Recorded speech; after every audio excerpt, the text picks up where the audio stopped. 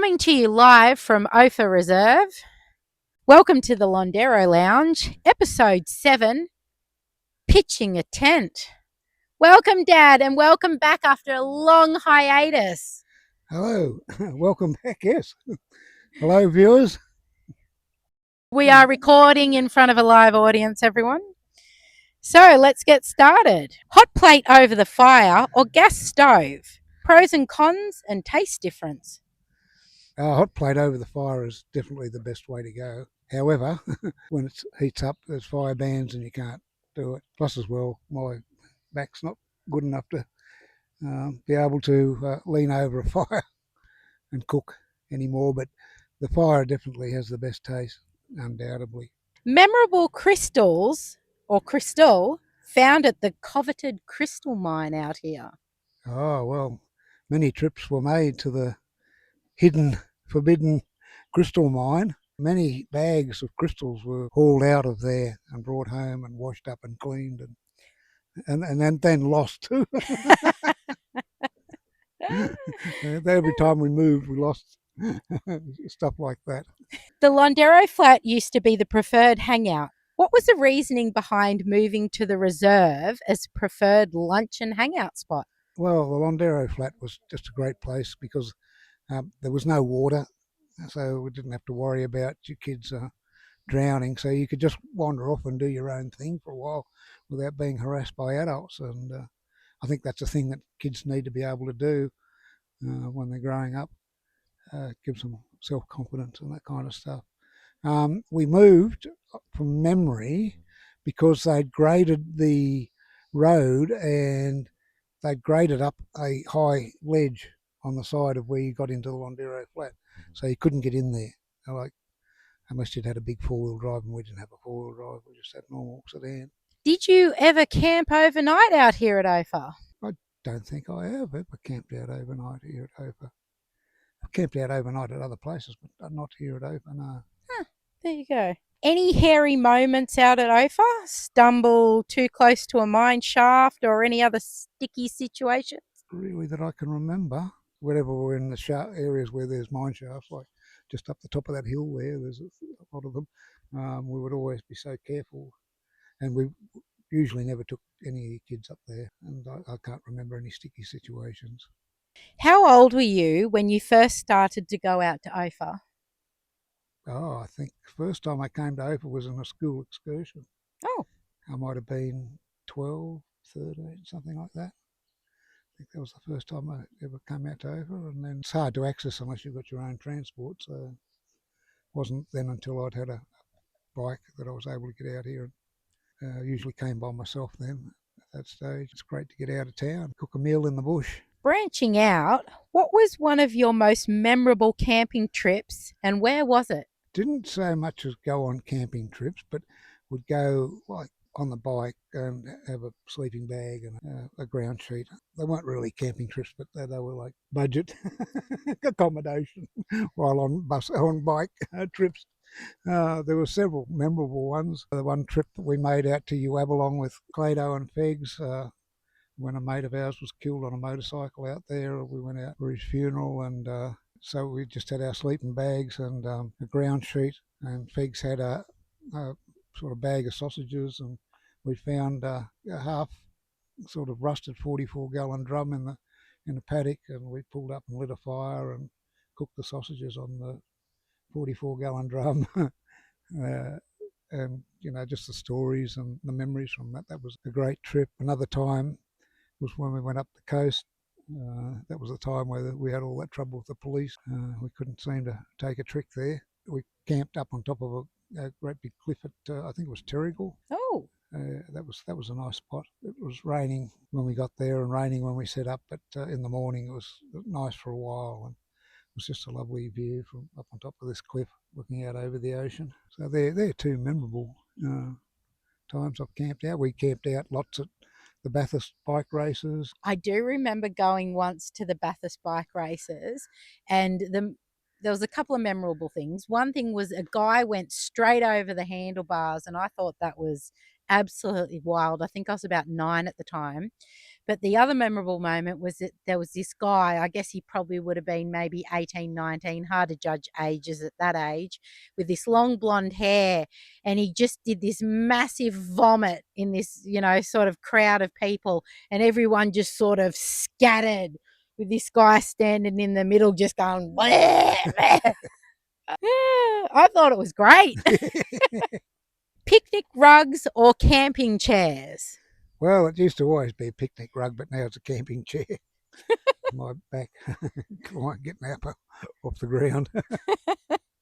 It's always nice having a bit of a laze on a picnic rug, isn't it? Who had chairs back then? No one had chairs. Everyone just had a blanket you threw on the ground, or a rug, or whatever. Yeah. That you put on the ground. Hey. It's a good day for a ride. Have you ever found gold while panning out here at Ophir? Oh, every time I put a pan in the river out here, you find gold. I could walk down there now with a pan and guarantee find you 1 or 2 specks of gold. Yeah. Further down the river, a couple of k's, is where there's heaps of gold. Yeah, don't give too many of the spots away, Dad, or otherwise we'll be in for it. But yeah, just here at the camp, at the Ophir crossing, there's you have to go down there, just pull out a tuft of grass and brush the weeds into the dirt around the roots into the pan, and pan that up, and there'll be gold in it. There'll be gold. And more nuggets further down too. Like if you've got a detector, it's not worth your while detecting here because the gold's too small.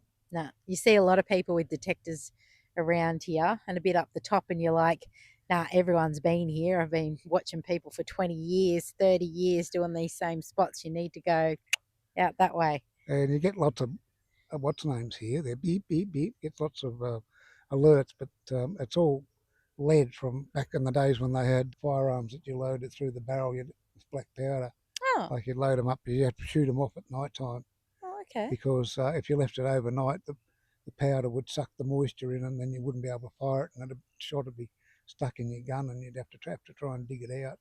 So you'd fire it off every night. I just learnt something new.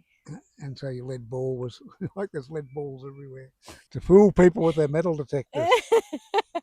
What is the worst thing you have eaten or had to live on a camping trip? It's never been a worst thing, though. Oh, good. Any fan favourite foods while you're out camping or going out for the day trip? Yeah, sausages and chops and steaks and rissoles, all those things are great to cook and eat. And then if you can fit them in, then salads and stuff are good too. What is the most beautiful place you have been to? I couldn't sort of nominate one place. Every place has its charm, and yeah, it's the beauty of being there at the time, and it's wonderful here right now. Mm-hmm. Like some people would say it's not their cup of tea, but it's lovely, and I'm lucky enough to be able to find beauty wherever I am. So I'm never disappointed when I go somewhere. No, I love it, and Ophir brings me such joy. Yeah. It always brings me such joy. And there's lots of memories from here. Yeah. Nearly every Sunday, without fail. Yep.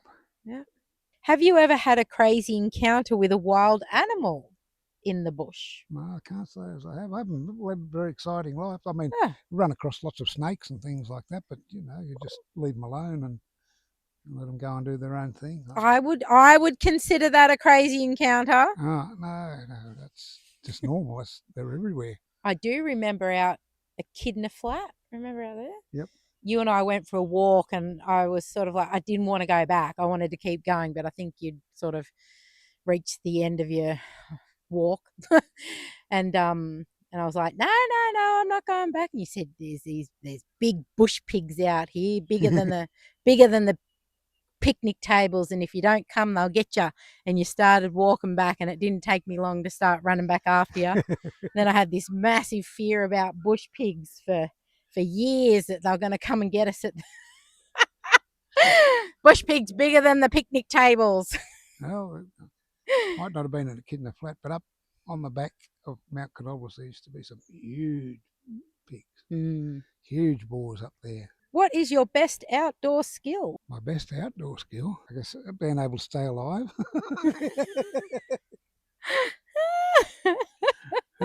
Probably something not everyone knows, but Dad has gifted all of his children's survival packs in a backpack that we all keep in our cars, because you never know where you might be, where you might need those sorts of things. You might think you're always going to be in town or in a city or near something, but you never know. You never know when you're going to need something to help you filter that water out, or, something to cook something in, or some matches, or, all of that stuff.